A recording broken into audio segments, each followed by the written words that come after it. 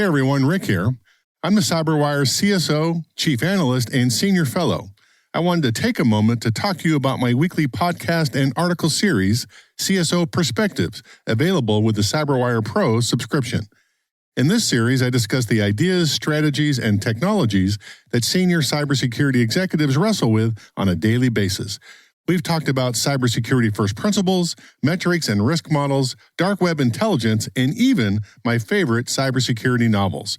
Sometimes I'm joined by our hash table subject matter experts, other CSOs and industry thought leaders who come on the show to challenge my crazy ideas and to share their unique experiences and perspectives. Tune in every Monday and join me on this exclusive series to ensure that critical information is never out of reach. You can check it out at cyberwire.com/pro. That's the cyberwire.com/pro.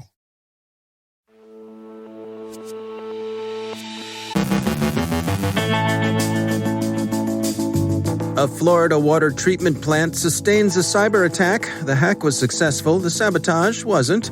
A new malware strain is associated with Chinese intelligence services. Ben Yelin tracks a surveillance plane whose funding has fallen. Our guest is Colonel Stephen Hamilton from the Army Cyber Institute at West Point. And Huawei's CEO says, sure, he'd take a call from President Biden.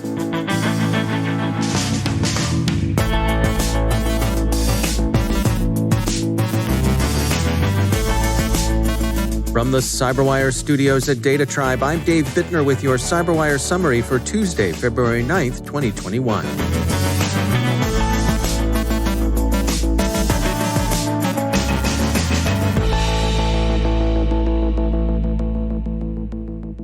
Late yesterday, the sheriff of Pinellas County, Florida, said that his office was investigating an attempt on Friday to alter chemicals introduced into the city of Oldsmar's water supply.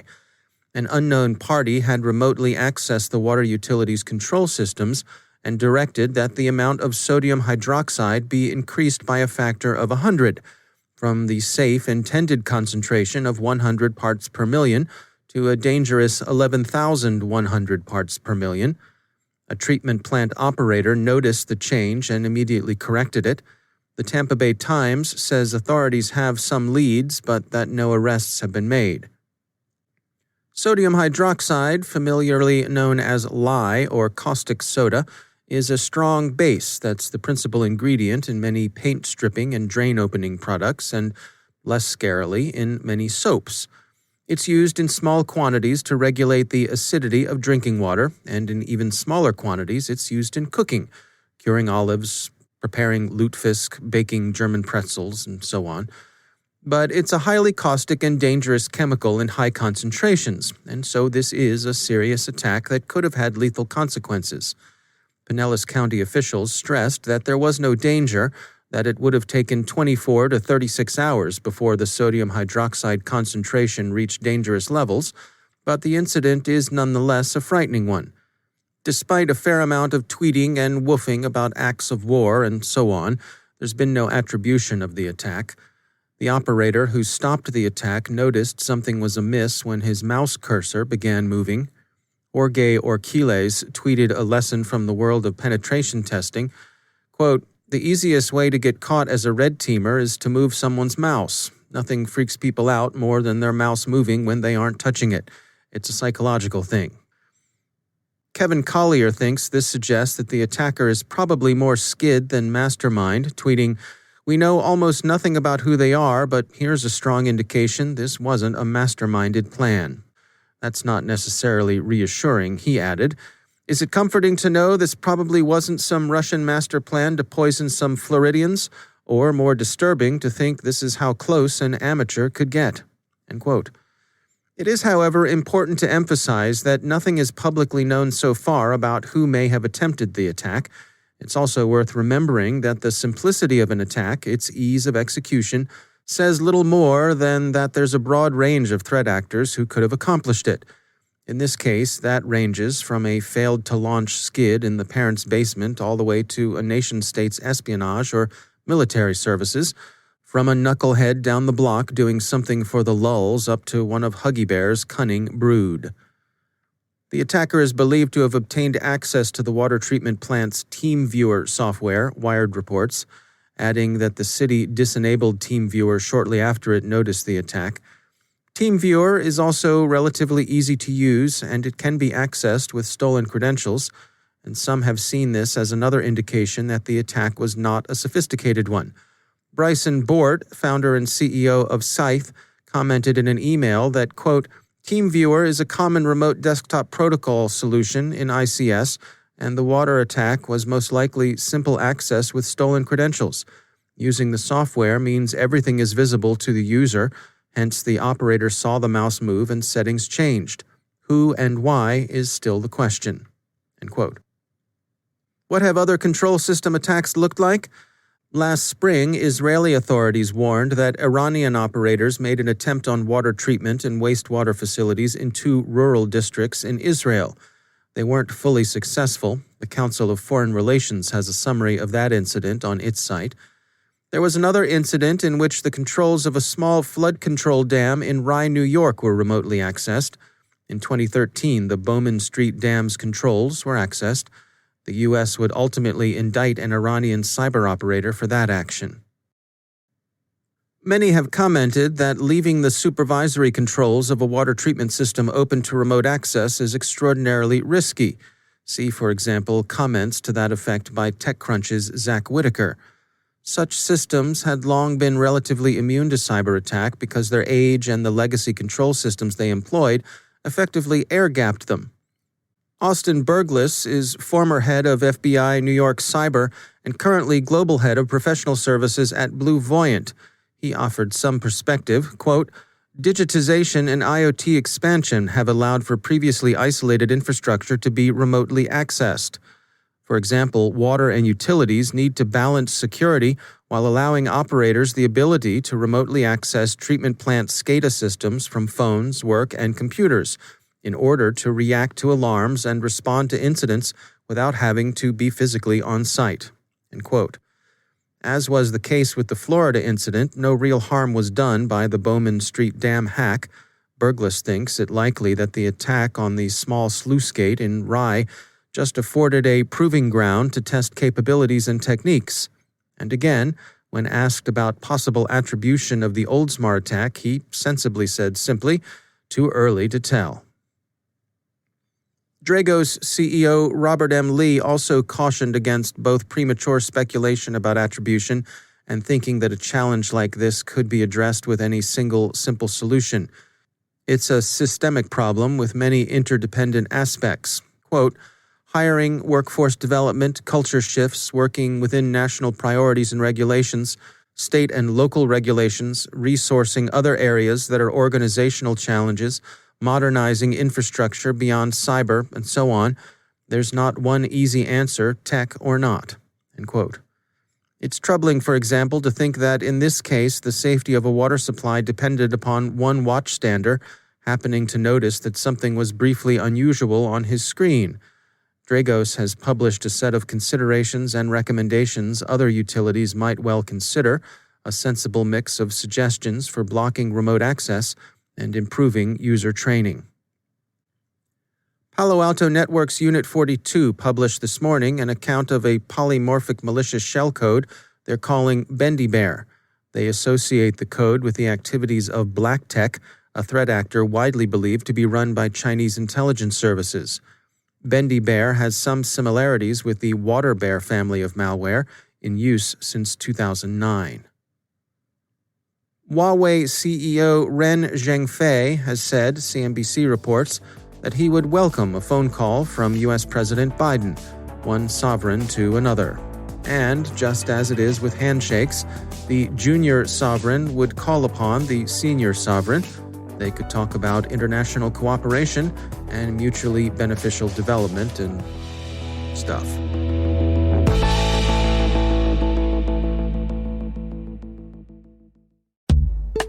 It's time to take a moment to tell you about our sponsor, Recorded Future. If you haven't already done so, take a look at Recorded Future's Cyber Daily. We look at it. The CyberWire staff subscribes and consults it daily. The web is rich with indicators and warnings, but it's nearly impossible to collect them by eyeballing the internet yourself, no matter how many analysts you might have on staff, and we're betting that however many you have, you haven't got enough. Recorded Future does the hard work for you by automatically collecting and organizing the entire web to identify new vulnerabilities and emerging threat indicators. Sign up for the Cyber Daily email to get the top trending technical indicators crossing the web: cyber news, targeted industries, threat actors, exploited vulnerabilities, malware, and suspicious IP addresses. Subscribe today and stay ahead of the cyber attacks. Go to recordedfuture.com/cyberwire to subscribe for free threat intelligence updates from Recorded Future. And we thank Recorded Future for sponsoring our show.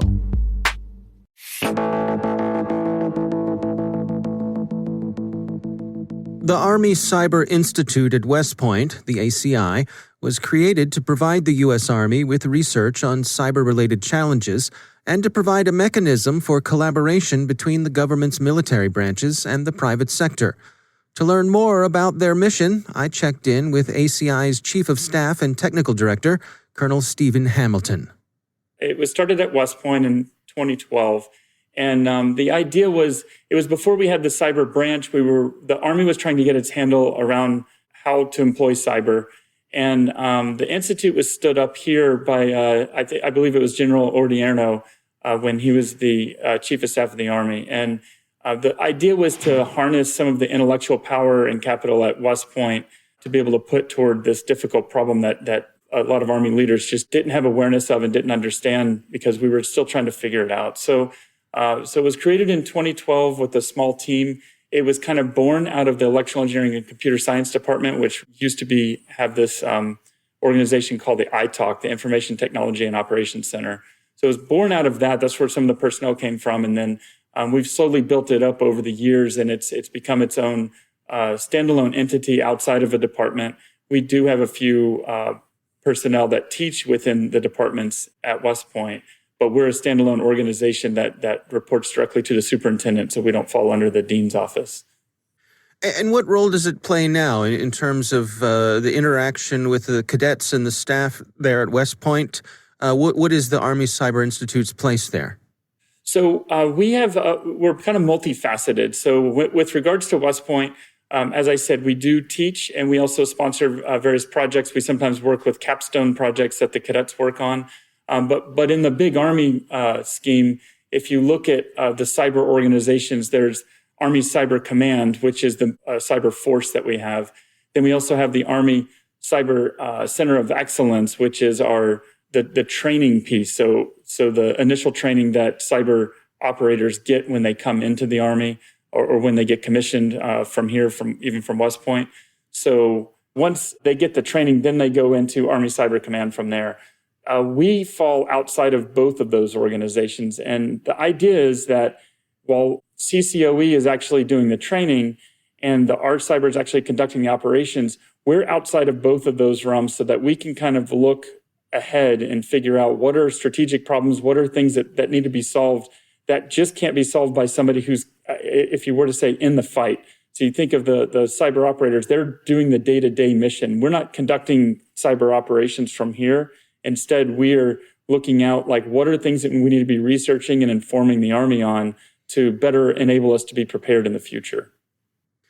For folks who want to learn more about what you're up to, if I'm thinking of some of our listeners who may be parts of other organizations, academic institutions or otherwise, what's the best way for them to reach out? If they go to our website, that would be one way, and they could reach out on there, which is cyber.army.mil. And we have a pretty good PAO presence. Our PAO is real good about getting us on social media. So I think that we have a Facebook and a Twitter account as well. They can follow us there and get information. But yeah, we definitely welcome industry partners if they have any interest in working with us. In fact, yesterday we just had a call with FireEye to discuss opportunities to partner with them. So yeah, we're actively looking at just trying to figure out what is the latest, what's the things we need to be letting the future leaders know, which is our cadets here, and then what is it that we need to be talking to the Army directly about, so we can filter all that out and get people connected the right way so we can advance our mission. That's Colonel Stephen Hamilton from the Army Cyber Institute at West Point.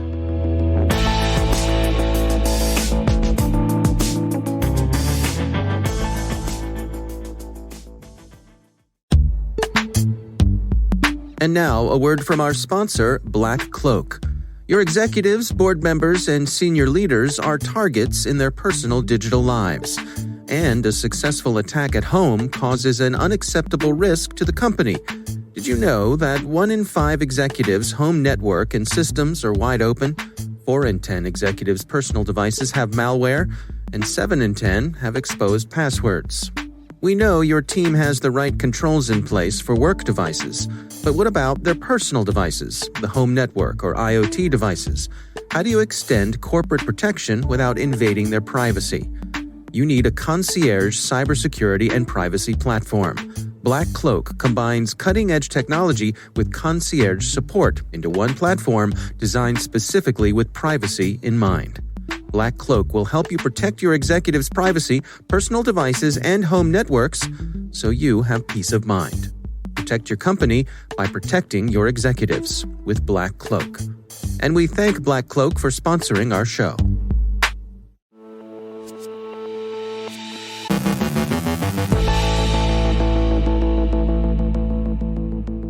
And joining me once again is Ben Yelin. He's from the University of Maryland Center for Health and Homeland Security, also my co-host over on the Caveat podcast. Hello, Ben. Hello, Dave.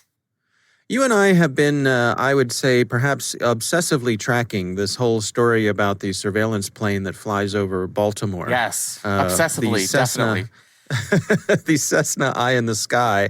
And what that could mean to privacy and surveillance and all those things. Interesting article here from the Baltimore Sun. It's titled, Texas Philanthropists Say They're Backing Out of Financing Surveillance Plane Technology That Flew Over Baltimore. What's going on here, Ben? Yeah, so I think this might be the coda, the endnote to the era of the surveillance Cessna in Baltimore City. So the first thing that happened was that the new mayor of Baltimore, Brandon Scott, has always been opposed to this program. He was when he was president of the Baltimore City Council. So he decided to discontinue this program after its 2 trial runs, saying, not only did this program potentially produce constitutional concerns, but also most crimes in Baltimore happen at night when these planes are not flying above the city. What this article gets at is the philanthropists from Texas who funded this surveillance system, this network, are backing out of financing this type of technology. And this presents some problems. These philanthropists were named Laura and John Arnold. They are billionaires. They had set up Arnold Ventures in Texas to help support these programs.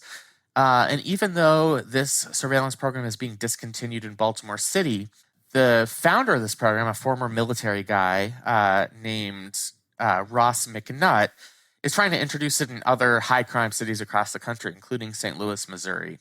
And even though St. Louis was about to vote on whether to adopt, at least for a trial run, the surveillance system, the Arnold Ventures has now pulled the rug out in terms of monetary support. So Mr. McNutt is going to have to look elsewhere, perhaps other venture capitalists, billionaires with a lot of money who are willing to fund this program. But this potentially, in my view, could be the death knell for the aerial surveillance system. It certainly already has been in Baltimore, and it'll be interesting to see if it is across the country as well. Yeah. It's interesting. They did an audit of this system. It was an audit from the Policing Project of New York University. So they did an independent audit, and one of the things they note in this article is the audit also found police relied on supplemental reports to justify following suspects beyond the point of an initial crime. It said that police used the planes to track suspects long after the initial crime, sometimes for multiple days, which was not approved by the initial agreement. So it's kind of that thing you and I talk about when it comes to the slippery slope of surveillance, where if you give someone a tool that enables them to do something, they're going to do it. And you agree upon a set of guidelines, guardrails, if you will. So often is the case that they press against those guardrails or step right over them. Yeah, absolutely. And this is certainly something that's foreseeable. Obviously, law enforcement is going to benefit from this technology, but if it exists, and if there isn't proper oversight, and if the court system moves slowly as it relates to particular cases, then it certainly is ripe for misuse or potentially abuse. So that's why you just have to be very careful before you're willing, as any jurisdiction, to employ this type of tool, because, there's always going to be that potential that it's going to be used beyond the original scope of authorization. What do you think about the process here? I mean, the outcome that somebody had an idea, they got someone to fund that idea, the idea was tried, it turned out to not be successful. The people who it was supposed to benefit have said, we're not really interested in that. The funding gets pulled. I mean, did things play out in the way that they're supposed to? In some ways, yes. This was adopted through a democratic process, at least in Baltimore City. I mean, it was a decision that was made by elected leaders. So it's not like Mr. McNutt just started flying the plane himself. Right. There is something that maybe rubs me the wrong way about billionaires that are not from the jurisdiction funding a project, where a city can potentially spy on its citizens. I don't know if that's a flaw in the process or just sort of something that instinctively makes me a little bit skeptical, if that makes sense. Yeah, absolutely. All right, well, if you're interested, the article is over in the Baltimore Sun, written by Emily Apilo. It's Texas philanthropists say they're backing out of financing surveillance plane technology that flew over Baltimore. Ben Yelin, thanks for joining us. Thank you.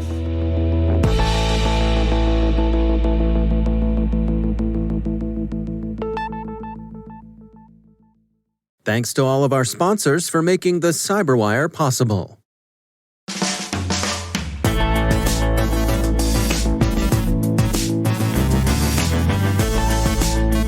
And that's the CyberWire. For links to all of today's stories, check out our daily briefing at thecyberwire.com. And for professionals and cybersecurity leaders who want to stay abreast of this rapidly evolving field, sign up for CyberWire Pro. It'll save you time and keep you informed. Keep your head in the clouds and your feet on the ground. Listen for us on your Alexa smart speaker, too. The CyberWire podcast is proudly produced in Maryland out of the startup studios of Data Tribe, where they're co-building the next generation of cybersecurity teams and technologies. Our amazing CyberWire team is Elliot Peltzman, Peru Prakash, Kelsey Bond, Tim Nodar, Joe Kerrigan, Carol Terrio, Ben Yelin, Nick Valecki, Gina Johnson, Bennett Moe, Chris Russell, John Petrick, Jennifer Ivan, Rick Howard, Peter Kilpie, and I'm Dave Bittner. Thanks for listening. We'll see you back here tomorrow.